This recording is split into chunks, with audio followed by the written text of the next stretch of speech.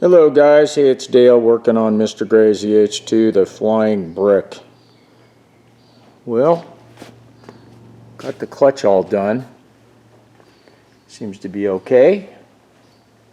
Hopefully it's a hell of a lot better than the other thing was, the lockup ramp style deal. H2 2015 update. Oh, look at that. It's a 3-inch chuck-it dog ball with my strap to pull out.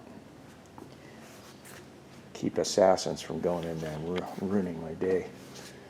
Yeah, so now I've got a Driven Racing 47 tooth on there. That's one tooth larger than the 46 that the bike ran the 940 with. Okay.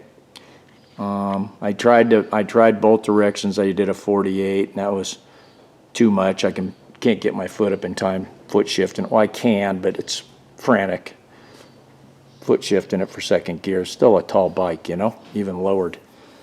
So, and then I went to a 45, and yeah, it did break 148 on one run, but it killed the 60 foot, even on I ran a high mid 150 once.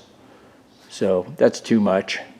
So it's either going to be the stock gear or this one, but I think in the 100-degree heat where it's corrected out there to anywhere from 6,500 to 7,500 above sea level at our track, I think this one here is going to be the one. And at sea level, like if I ever go to Bakersfield or something like that and play with this thing, probably put the stock one on at the 46. Anyway, so then you already know I had a shift light last time out. That helped a lot. Well, I just have a single stage shift light. I didn't buy the dual stage. I might have, should have, but that's okay. I didn't really want to tap into the speed sensor wire and butcher more wires.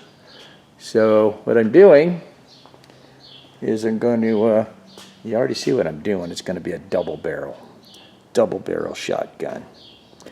So what I'm going to do is I modified my one bracket. Now I got this standoff bracket there. Did everything all Sano. Did that today. You know, good old hacks on a vise and patience and the proper deburring setup and a little buffer. Anyway, so I've got another identical shift light coming. This is Snitch, but other people make the same one. And this one is red. That's going to be my shift light. I got it set at about 12.6 right now. This one's going to be green. I'm going to use this one for on the line and just use it as a reference. Probably I'll set it around 7,500. This bike likes to leave right around 7, somewhere between 7 and 8. But I'll really, with the new clutch, once I get used to the clutch feel, I should be able to get everything dialed in finally, I think. We'll see if I eat my words, but that clutch is just a real problem. So my green one's going to be over here, identical one as this. And yeah, so I'll set it there. I'll bring it up real gently. And when it comes on, it's just going to stay lit. If I think I'm creeping on the R's a little bit, I'll let it down till it drops out, and then I'll come right back on while I'm staging and try to hold it there. Then, of course, this green one's going to stay on solid the whole run. And then this will be the blinky bink for my shifts. So that's it. Next Friday, next weekend is the next test and tune day.